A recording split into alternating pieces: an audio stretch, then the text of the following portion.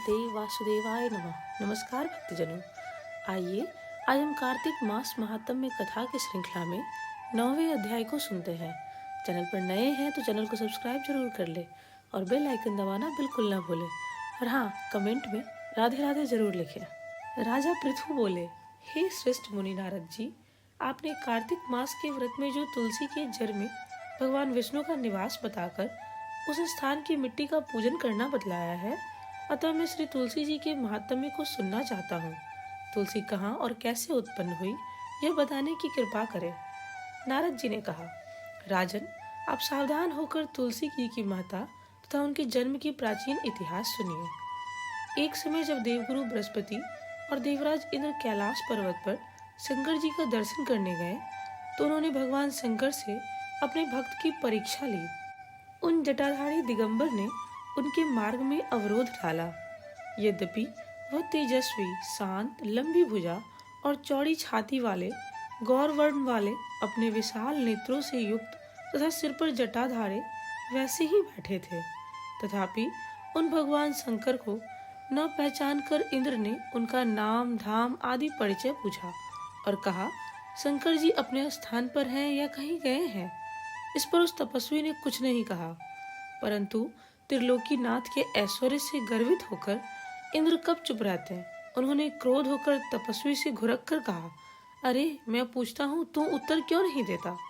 मैं अभी तुझे वज्र मारता हूँ, फिर देखता हूँ तुझ दुर्मति की रक्षा कौन करता है।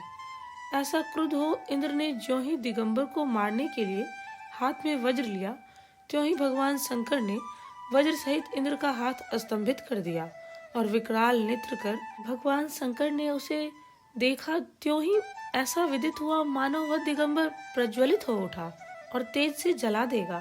भुजाएं स्तंभित होने से इंद्र के क्रोध और दुख का अंत न रहा, परंतु ज्यों ही बृहस्पति जी ने उस पुरुष को प्रज्वलित देखा, त्यों ही अपनी बुद्धि से उसको शंकर भगवान जानकर प्रणाम किया और दंडवत कर बहुत सी स्तुति भी की। फिर इंद्र ने भी भगवान शंकर से कहा, हे दीनानाथ, हे महादेव, अपना क्रोध रोक कर इंद्र के अपराध को क्षमा कीजिए। बृहस्पति के वचन सुनकर महेश्वर गंभीर वाणी से बोले, मैं अपने नेत्रों से निकले हुए क्रोध को कैसे रोकूं?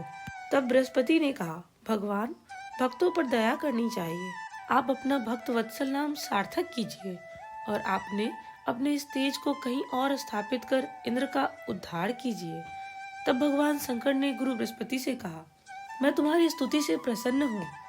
जो तुमने इंद्र को जीवन दान दिलवाया है, मैं विश्वास करता हूँ कि मेरे नेत्रों की अग्नि अब इंद्र को पीड़ित न करेगी। बृहस्पति ने ऐसा कहकर भगवान शंकर ने अपने माथे से निकले हुए अग्निमय तेज को अपने हाथ में लेकर क्षीर सागर में डाल दिया। फिर लीलाधारी भगवान अंतर ध्यान हो गए। इस प्रकार जिनको जानने की इच्छा थी, उसे जानकर इंद्र और बृहस्पति अपने स्थान को चले गए। बोलिए भगवान विष्णु की जय, बोलिए भगवान भोले शंकर की जय। धन्यवाद।